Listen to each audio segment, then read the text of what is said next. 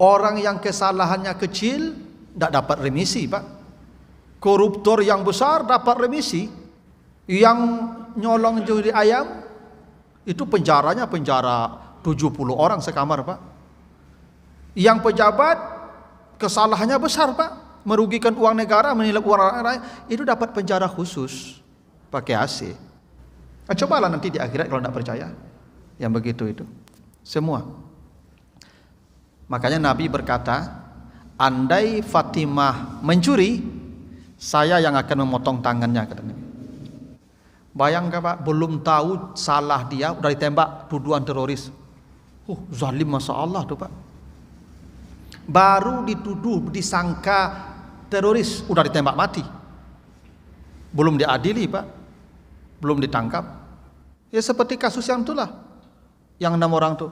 Andai mereka melawan aparat kan bisa ditembak, dilumpuhkan, bawa pengadilan. Kenapa harus ditembak mati, Pak? Bismillahirrahmanirrahim.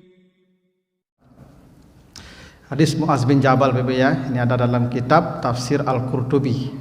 Kalau Bapak baca Tafsir Al-Qurtubi yang juz terakhirnya, itu ada penjelasan tentang surat An-Naba ayat yang ke-18.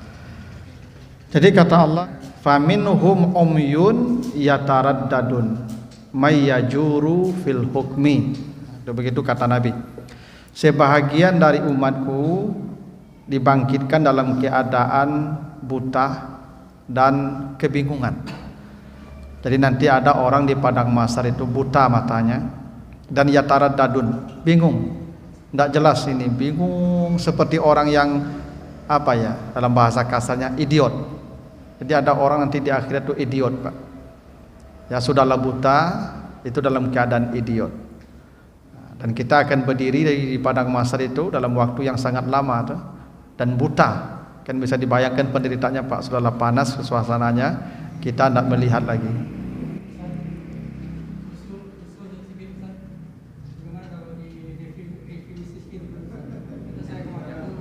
Oh, udah datang pula.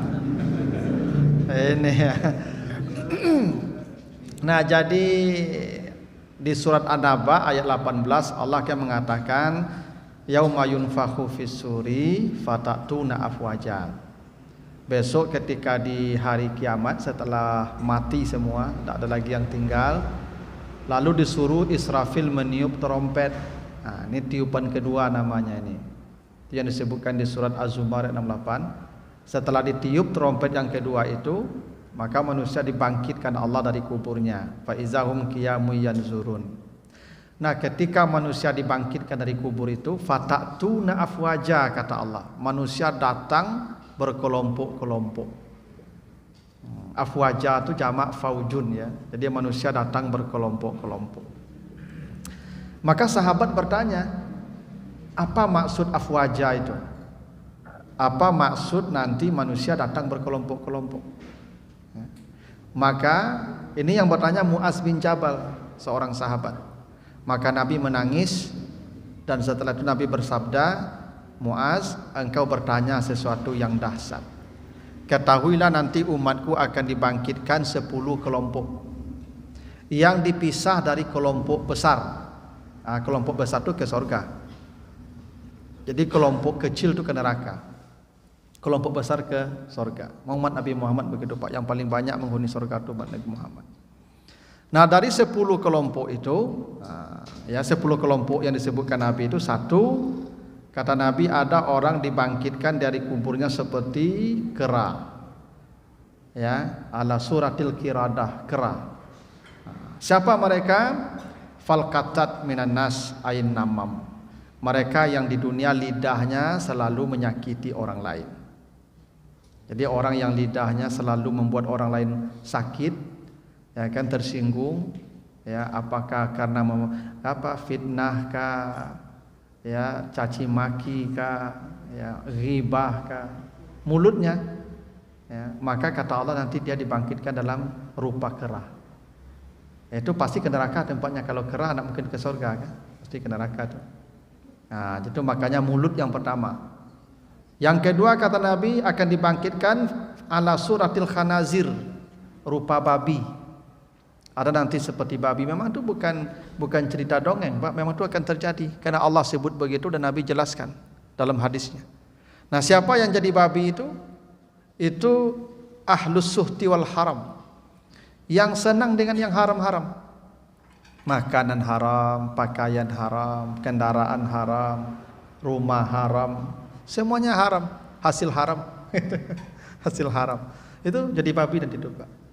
Nah, yang ketiga kata Nabi akan dibangkitkan mungkisun arjuluhum a'lahum wa wujuhum yushabuna 'alaiha. Terbalik, kepala ke atas, ke bawah, kaki ke atas, dan dia berjalan dengan wajah. Bagaimana berjalan dengan wajah? Allah yang memperjalankan nanti. Bagaimana wajah itu berjalan? Nah, kata Nabi itu aklatur riba, yang makan riba. Nah, yang makan riba kemarin sudah kita jelaskan, Pak, ya. Yang makan riba itu ya semua hutang piutang, pinjam meminjam, tukar menukar, ya, yang sejenis, yang berlebih dari pinjaman itu riba namanya. Pak, minjam 10 dibayar 11, pasti ribanya itu. Ya, apakah koperasi, apakah bank, apakah apalah namanya. Kalau minjam lebih, apakah pinjol namanya. Semua yang makan riba itu nanti dibalikkan Allah, kakinya ke atas, kepalanya ke bawah. Itu yang ketiga itu, Pak. Nah, sekarang yang keempat. Jadi ada orang dibangkitkan umyun, dalam keadaan buta, ya taraddadun, lagi idiot, nggak tahu arah, bingung saja di padang mahsyar itu. Kata Nabi, itu adalah mayyajuru fil hukmi, orang yang mempermainkan hukum ketika di dunia, yang tidak menghukum sesuai dengan semestinya. Nah, jadi yang dalam keadaan buta dan idiot ini nanti para jaksa, para hakim, para pengacara, polisi, itu, Pak, yang memutuskan hukum tidak sesuai perkara, tidak sesuai dengan hukum yang seharusnya. Misalnya polisi, kok pasalnya harusnya ini, Pak. Misalnya pasalnya ini, harusnya ini pasalnya. Karena kesalahannya ini, harusnya pasalnya ini. Tapi bisa dibikin pasal lain, bisa dialihkan ke pasal lain, asalkan segini. Nah, itu percayalah tuh, Pak. Jaksa, harusnya tuntutannya seumur hidup. Harusnya. Berdasarkan undang-undang, hukum, tata ini harusnya seumur hidup, tapi tuntut 10 tahun saja. Nah, nih. Hakim harusnya vonis 10 tahun, tapi bisa vonisnya 4 tahun saja. Kan bisa begitu, Pak. Hukum kan bisa begitu, toh? Ya. Coba bayangkan, Pak. Orang yang ditanya kabarnya, gimana kabar, Pak? Sehat, dibilang berbohong, divonis 4 tahun penjara. Ada orang sudah membunuh orang, kok susahnya minta ampun memenjarakan dia, Pak? Yang tadi ngomong saya sehat, ternyata dia COVID misalnya, dia bilang sehat, mau masuk penjara, Pak. Begitu hukum. Dan yang mempermainkan hukum itu Allah sudah janji ini, besok akan dibangkitkan buta dan idiot. Ya. Karena memang hukum di tangan mereka. Pengacara juga begitu. Pengacara itu bukan membebaskan orang yang bersalah, bukan itu pengacara yang hebat. Pengacara yang hebat kalau kliennya bersalah, tugas dia mendampingi hingga mendapat hukuman yang setimpal. Itu tugas pengacara. Bukan membebaskan yang salah, memasukkan ke penjara yang benar. Nah, itu tugas pengacara loh, Pak. Dia Pak pengacara kan, betul Pak.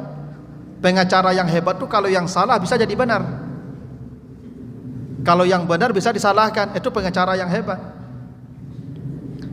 Makanya Bapak-bapak, Ibu-ibu, yang jadi jaksa, polisi, hakim, pengacara, termasuk petugas lapas, orang yang kesalahannya kecil tidak dapat remisi, Pak.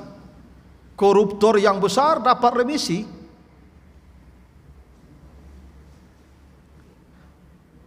Yang nyolong judi ayam itu penjaranya penjara 70 orang sekamar, Pak. Yang pejabat kesalahannya besar, Pak, merugikan uang negara, menilap uang rakyat, itu dapat penjara khusus pakai AC. Cobalah nanti di akhirat kalau tidak percaya. Yang begitu itu. Semua. Makanya Nabi berkata, andai Fatimah mencuri, saya yang akan memotong tangannya, kata Nabi. Andai Fatimah mencuri anak beliau, saya potong tangannya. Makanya hakim, pemimpin, penguasa yang tidak adil dalam menetapkan hukum, maka dijamin kelompoknya beda nanti itu, percayalah. Makanya Ibu yang keluarganya yang polisi, yang jaksa, ya, yang pengacara, yang hakim, tolong hati-hati. Jangan pernah mengkriminalisasi orang hanya karena kebencian. Kan sekarang gampang Pak, ustadz-ustadz dikriminalisasi. Bayangkan Pak, belum tahu salah dia udah ditembak tuduhan teroris. Zalim Masya Allah tuh Pak.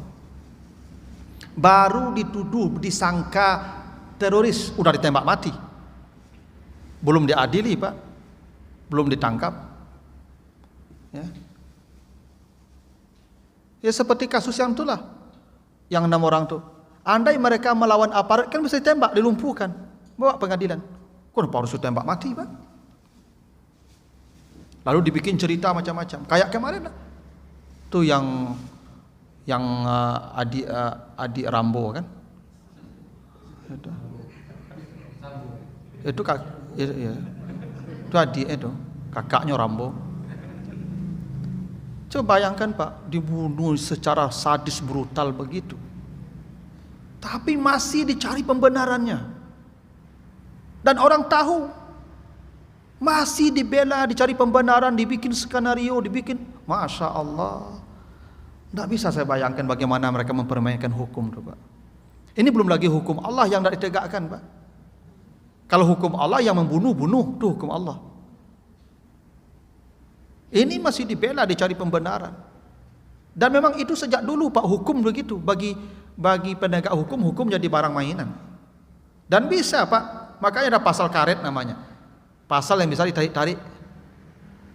Ya Pak. Kalau ada yang mengkritik pemerintah, langsung ditangkap Pak.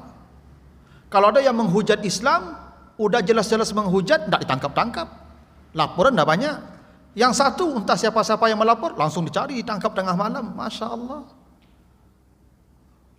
Betapa dahsyatnya tuh Pak nanti penegak hukum ini di akhirat. Jadi para penegak hukum itu Pak, separuh kakinya udah di neraka tuh. Para penegak hukum itu separuh kakinya sudah di neraka. Separuh aja yang selamat tuh Pak.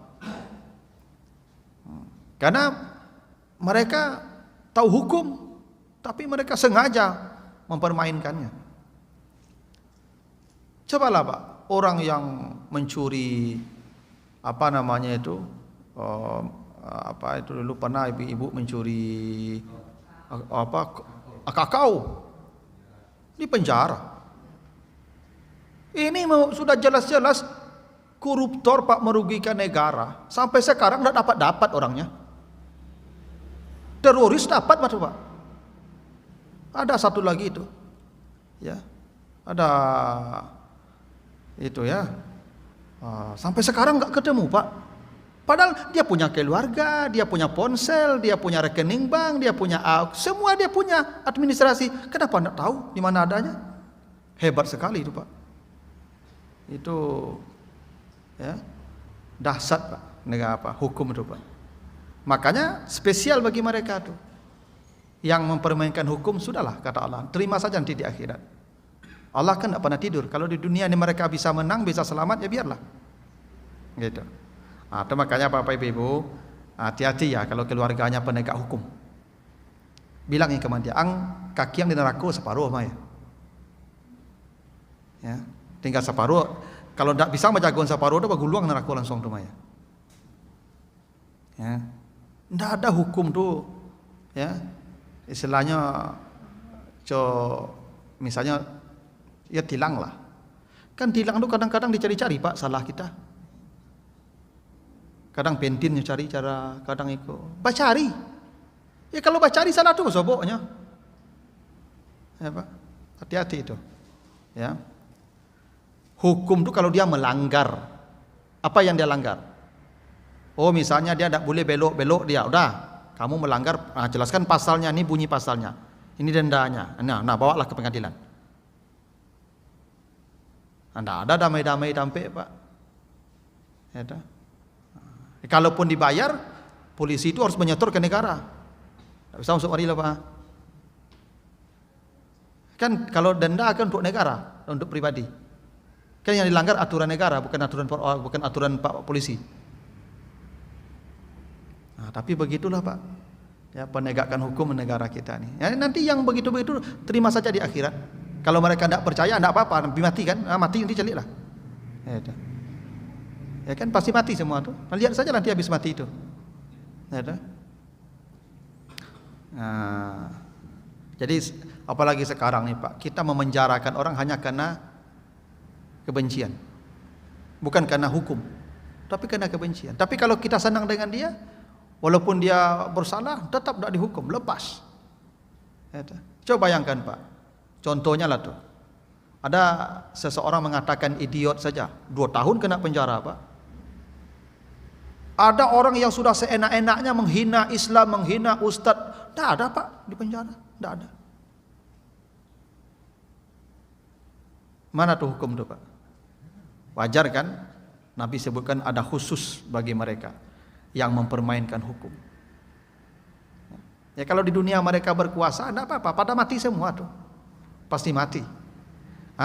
Begitu mati, rasakanlah habis itu lagi. Ada urusan yang panjang harus selesaikan. Kalau kita menzalimi orang kan, kata Nabi, nanti manusia itu akan mencari orang itu. Pilihannya hanya 2, menjemput dosa orang atau membagikan amalnya pada orang itu sampai habis. Ya, saya kalau di penjara Pak, dicari salah saya ketemu, kemudian masukkan penjara karena kebencian, bukan karena atas dasar memang saya melanggar aturan, karena memang kebencian dan hukuman tidak sesuai dengan apa yang kesalahan yang saya perbuat. Yang memenjarakan saya semua, mulai dari polisinya, jaksanya, hakimnya, semua sampai yang kasih perintah, nanti akan mencari saya semua di akhirat. Tugasnya berikan amalnya ke saya atau dosa saya ambilkan. Untung saya Pak, untunglah kita dizalimi orang itu Pak. Ya. Sekarang ulama-ulama yang kritis itu hati-hati Pak. Memang begitu keadaannya. Itulah yang terjadi. Apa boleh buat? Itu yang terjadi. Nah karena itu Allah ingatkan, hei kalian yang penegak hukum, kata Allah, ya jangan curang ya dalam penegakan hukum, adil supaya selamat. Kalau tidak, nanti di hari berbangkit engkau dibangkitkan seperti itu. Umyun yataraddadun. Dan tempatnya pasti neraka, tidak mungkin tidak. Tidak mungkin ke surga itu, pasti neraka. Karena mereka dipisah dari kelompok yang akan ke surga. Nah, cuma kadang-kadang ini nih Pak, hanya rasa takut kepada Allah yang bisa membuat orang. Kalau tidak ada rasa takut, tidak peduli itu Pak. Orang yang tidak punya rasa takut kepada Allah itu tidak ada gunanya nasihat kan? Innal ladzina kafaru sawaun alaihim a anzartahum am lam tunzirhum. Ya mereka kalau tidak beriman ya tidak bisa. Mau dikasih nasihat seperti apapun tidak mempan Pak. Yang mempan kasih nasihat yang seperti kita. Tapi sayang kita kena penegak hukum. Ya. Tapi ada yang punya nurani Pak. Banyak yang berhenti jadi polisi, banyak yang berhenti jadi jaksa, banyak yang berhenti jadi ya hakim. Karena tidak bisa lagi bertahan dengan idealisme mana. Mereka mundur saja. Itu jauh lebih baik juga. Tapi kalau bisa bertahan merubah sistem itu jauh lebih baik.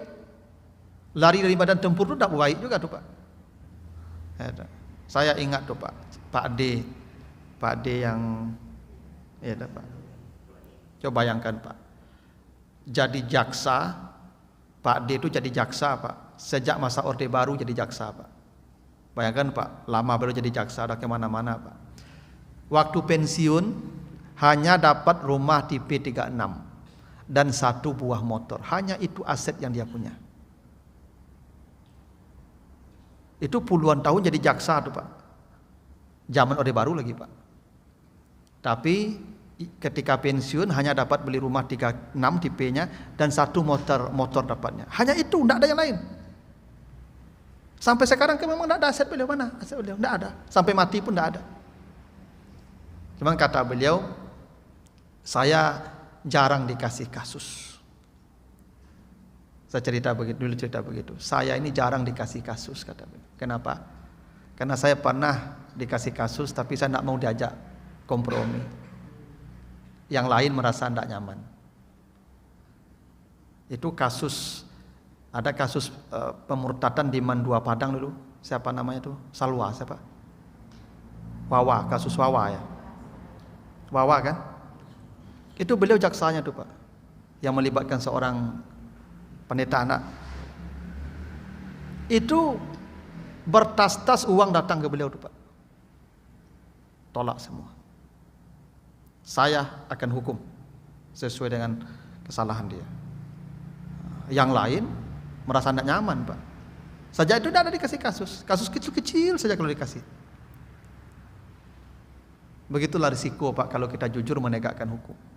Kawan pun membenci kita. Maka Pak D itu Masya Allah Pak, matinya baik Pak. Saya yang memandikan beliau itu Pak. Sebanyak ini jenazah saya mandikan Pak. Belum pernah saya menemukan jenazah yang jasadnya seperti itu. Tidak ada bau sedikit pun. Ketika saya tekan perutnya itu Pak, mengeluarkan cairan itu, tidak ada. Bersih.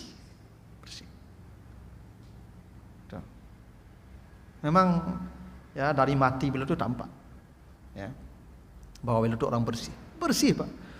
Bapak Ibu kalau memang memandikan mayat, coba tekan perut itu, baunya minta ampun Pak, mual perut kita tuh. Beliau tidak ada bau Pak. Itu ada Pak Sapardiman saksinya tuh, tidak ada, bersih wajah beliau itu. Jadi isi perut beliau itu tidak ada Pak, tidak ada yang bau. Ya, dan tanda kutip ya tidak ada yang menyengat baunya. Mungkin kalau keluar bau juga, tapi kan tidak menyengat, tidak seperti yang lain Pak. Yang lain kan menyengat sekali. Nah, itu memang begitulah kalau ya penegakan hukum dulu Pak. Nah, itu makanya Allah ingatkan ya. Nah, ini wibawa hukum kita memang sekarang lagi hancur-hancurnya. Ya, memang hancur-hancurnya. Nah, ini tidak tahu nih Pak. Kemungkinan bisa jadi ini adik Rambo kebebaskan. Bisa jadi Pak, ada skenario lagi kan, bebas. Ya. Nah, itu yang keempat. Yang kelima, faminhum summum bukmun la yaqilun. Ada orang dibangkitkan dalam keadaan buta, dalam keadaan tuli dan bisu. Jadi tuli, bisu, dan pakak, tidak mengecek lah. Ya. Siapa mereka? Yu'jibuna bi'amalihim. Orang yang ujub dengan amalnya. Ya, ujub dengan amal itu maksudnya dia mengagumi amalnya. Begini Pak Ibu,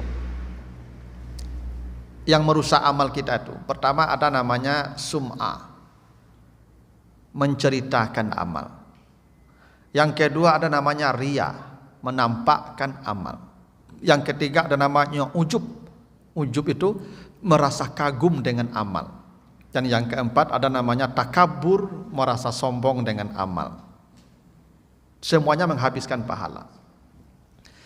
Ibu tahajud malam, memang tidak nampak. Kan tidak nampak orang tahajud, ibu tahajud malam di rumah ibu tuh apa? Tapi pagi ibu ini bercerita, malam tadi jam 2 malam tu tarang mana bulan. Tu di lapau mata tu. Tu bertanya kawan, pak kok tahu ibu jam 2 tu tarang bulan? Ya dan kena jago kan, bukan jam 2 tahajud tiap malam tu. Itu namanya sum'ah. Ya. Orang tak tahu ibu beramal, tapi ibu ceritakan. Kata Allah, la tubtilu sadaqatikum bil manni wal azza. Jangan kau membatalkan ibadahmu dengan menceritakan pada orang. Menghapus amal tuh, menceritakan pada orang. Ibu pergi umrah.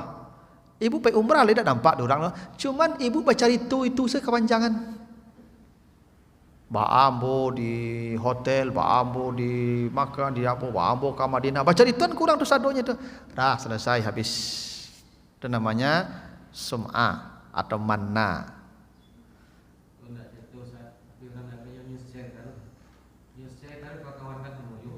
Itu ria.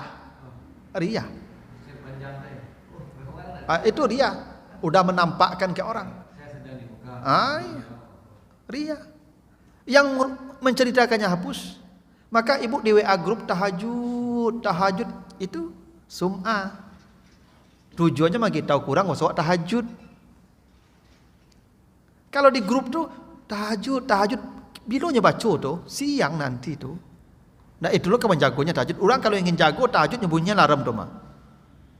Pasti dia berencana. Ndak WA dulu kapan jagoan tuh. Percayalah kamu. 100% ndak yakin WA menjagoan orang. Tapi yang membuat tahajud di WA grup tuh memberitahukan bahwa dia itu sudah tahajud. Itu namanya sum'ah atau manna. Maka hati-hati Pak, di WA grup enggak usah enggak usah dibangunkan tahajud yuk. Kapan dibaca orang tuh? Orang bilalok mah. Wah, alo kaya mah jagonya kau mah. Apinya matian malam tu mah. Enggak mungkin nyediain datanya malam tu. Ya Pak? Itu sum'ah namanya itu. Yang lebih tinggi ria. Kallazi yunfiku malahu ria'an nas, ria. Ria itu apa? Menampakkan. Seperti tadi. Pai umrah lean tu antuk baru. Tiba di bandara selfie. Rombongan tu. Langsung dia update status. OTW menuju tanah suci. Ya semoga diterima Allah. Itu doa dan diberkahi. Mohon doa restu. Masuk komentar kawan, pe umrah ibu ya orang. Langsung dibalik itu mah. Iyalah, kau nang katigo mah. Nanti go dua sebelumnya. Habis tu Pak. Yang pertama itu ria, yang ketiga tadi kecil awak tu sum'ah. Baga buang itu mah. Awak mau update status itu ria namanya itu mah, nampak dia orang. Awak menjawab komentar orang ku ikut dengan ketiga mah anen dua sabalun tu dia punya tu mah. Nah baca ceritakan ku orang. Itu makanya Bapak Ibu kalau puasa sunat diundang orang makan, jadi sabu jo puasa makan saya lah. Bukan sabu dia maaf Pak dan puasa abi pahala langsung. Enggak boleh baca ceritakan ku orang. Makan salah lah. Ya, bu puasa tidak apa-apa makan salah. Kan memenuhi undang tu wajib hukumnya. Dah ambil yang wajib. Yang puasa tinggalkan sunat. Ketek kalau puasa kan kadang buat datang makan dulu itu. Nah, jadi sabut lah dia puasa habisnya. Memang begitu. Nah, itu namanya riya tu. Memamerkan. Atau yang ketiga dia ujub. Dia tidak memamerkan, dia tidak menceritakan, dia terus saja beramal, tapi kemudian di batas tertentu latarasu bahwa awakku agak lebih dari orang. Dena, yo jauh tinggal di masjid, tapi kok datang ke masjid, kok yo ndak lo paling kudian, aku paling dulu dari. Tapi dia tidak mengecek-ngecek lo tekana di hati, bahwa kagum wak yo amal awak. Yo alhamdulillah lah, walaupun alhamdulillah, ambo. Ya kan, walaupun lutut sakit tapi kamu masjid kau tak tinggal. Tu ujub tu. Ujub itu dia tidak menyebut ke orang tapi ada kebanggaan dengan amal sendiri. Ujub tu kagum, ajaib. Ajaib tu artinya orang mengagumi ya amalnya.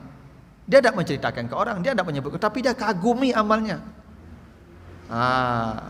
Yang mengagumi amal itu pun bermasalah. Apalagi kalau dia sombong. Dan walaupun jauh di masjid, alhamdulillah lah. Dan lain dulu tipu. Tak sama je apa dulu. Apa tu sudut masjid tu. Kemudian dari tipu tu. Tu sombong tu. Kalau sombong tu kata Nabi diharamkan surga walaupun sebesar zarah kesombongannya. Kalau sudah bapak direndahkan orang, tu sombong tu. Kalau hanya membanggakan namanya ujub tu. Kalau sudah merendahkan orang, takabur tu. Ya. Kalau banggakan juga dirinya, tu ujub namanya. Membanggakan diri tu ujub. Tapi tidak merendahkan orang, dia tidak merendahkan, tapi membanggakan dirinya saja. Tu ujub.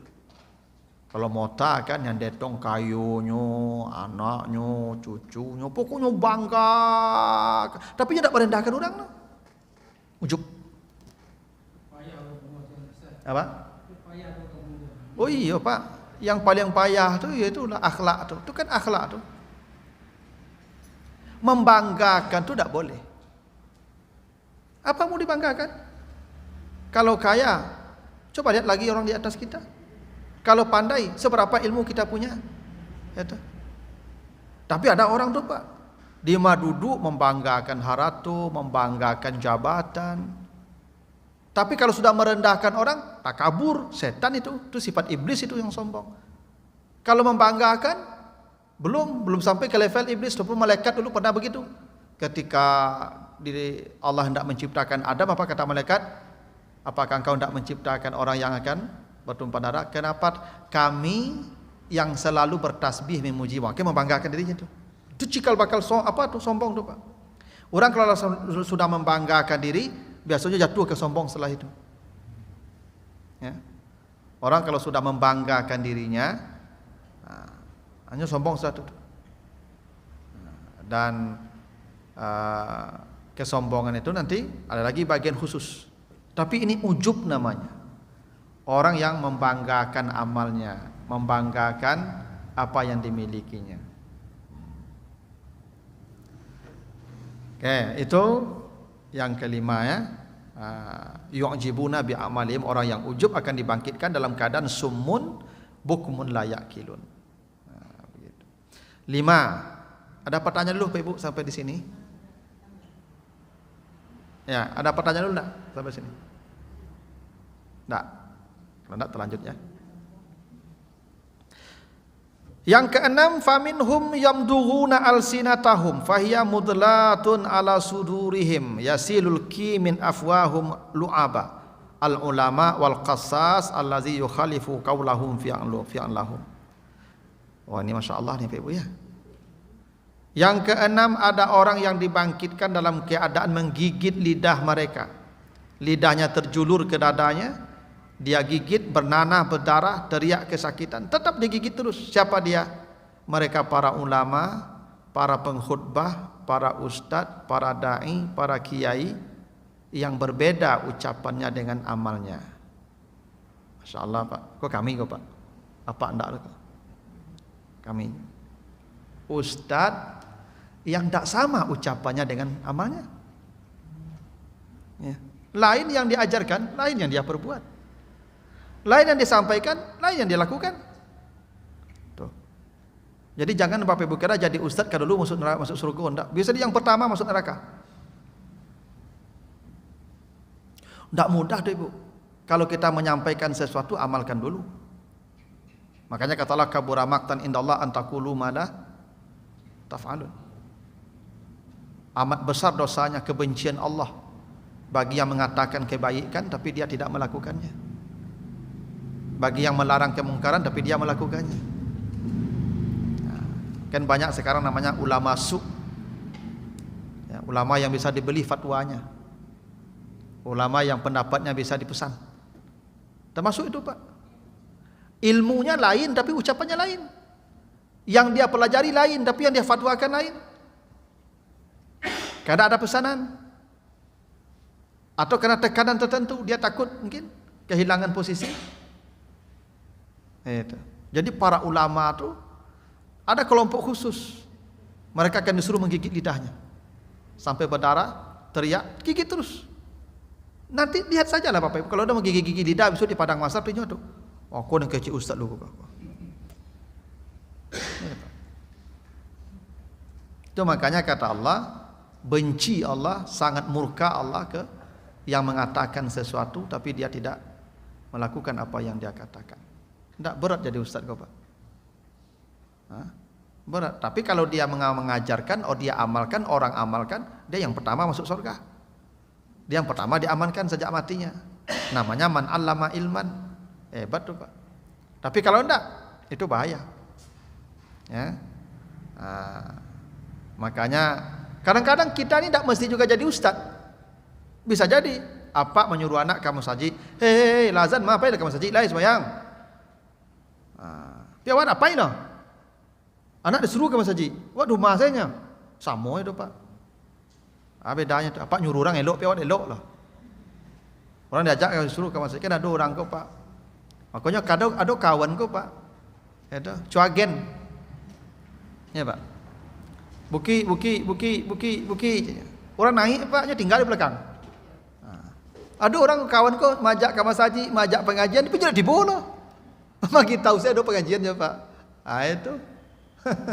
Jadi kalau diajak orang dulu bawa ke situ, pailo bawa itu. Itu makanya Nabi Musa minta kawan Nabi Harun kan.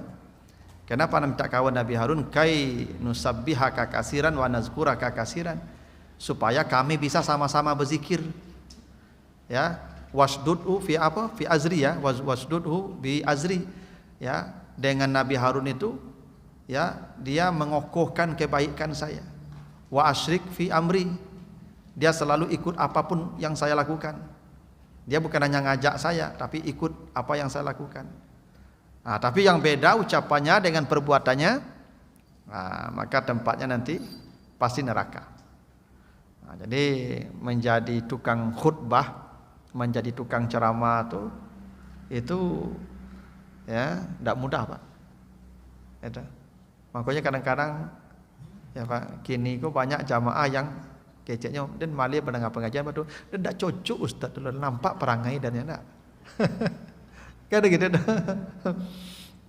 Ya, sama begini juga Bapak Ibu, tugas Bapak Ibu mendengar, tugas Bapak Ibu cari pahala. Ada ustadznya yang tidak sama perangainya dengan ilmunya, itu soal dia. Ya, tidak jadi alasan pula malah dengan ceramah itu. Ada ibu-ibu apa-apa sebagian, ku ustadz kok dengan ceramahnya pulang seleh. Pak pulang Pak, tak cocok. Dan cari perangainya tidak bisa contoh. Ya itu urusan dia lah. Dia bermasalah di akhirat nanti. Ya, kecuali jadi imam Pak. Kalau jadi imam memang ada ketentuan khusus. Ya, kata Nabi, di antara manusia yang mendapat azab yang pedih nanti di akhirat itu orang yang jadi imam, allazi yaumun nas wa unasun ya wa hum yakrahunahu. Ya, orang yang mengimami manusia tapi manusia itu benci padanya Pak. Yang mengimami, yang jadi imam tapi jamaahnya benci. Nah, memang begitu Pak, tidak boleh kita jadi imam di jamaah yang tidak suka dengan kita lagi.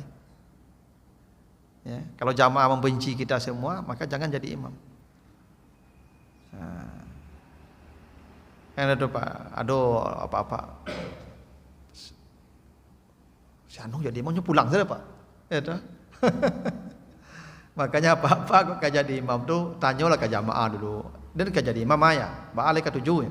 Ndak, turun lah. Jangan pasonya Pak, kau ndak cak orang tu turun lah.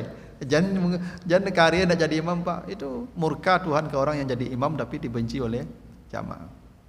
Nah, kalau ustaz kan ndak. Kalau ustaz dia menyampaikan kebaikan, ndak diamalkan urusan dia. Ya, urusan dia. Jangan dibenci pula, jangan ditinggalkan pula.